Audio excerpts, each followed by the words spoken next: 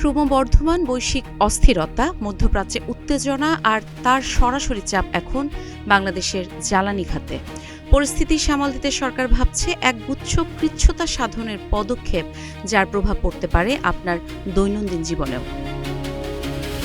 সাপ্তাহিক ছুটি বাড়ানো, ওয়ার্ক ফ্রম হোম চালু, অফিস সময়সূচিতে পরিবর্তন, এমনকি শিক্ষা প্রতিষ্ঠানে আংশিক অনলাইন ক্লাস ফিরিয়ে আনার বিষয়টিও রয়েছে সক্রিয় বিবেচনায়। সংশ্লিষ্ট সূত্র বলছে, জ্বালানি সাশ্রয়ে প্রতিটি সরকারি প্রতিষ্ঠানকে নিজস্ব পরিকল্পনা জমা দিতে বলা হয়েছে, যা আগামী মন্ত্রিসভা বৈঠকে উপস্থাপন করা হবে। ইরান ইসরায়েল উত্তেজনার প্রেক্ষাপটে আপাতত ৩ মাসের একটি স্বল্পমেয়াদী পরিকল্পনা করা হচ্ছে। তবে পরিস্থিতি আরও খারাপ হলে নেওয়া হবে মধ্য ও দীর্ঘমেয়াদী কৌশল।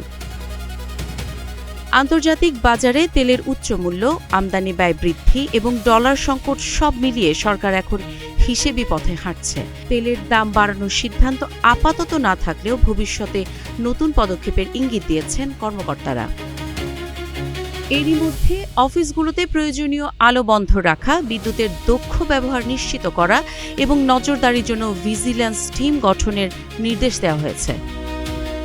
বিশ্ব জ্বালানি বাজারে চাপের কেন্দ্রবিন্দু হরমুজ প্রণালী। সরবরাহ বিঘ্নিত হওয়ায় বাংলাদেশকে এখন নির্ভর করতে হচ্ছে ব্যয়বহুল বিকল্প জ্বালানির ওপর। তবে স্বস্তির খবর, এলএনজি পৌঁছালে এপ্রিল মাসে বড় সংকট নাও হতে পারে।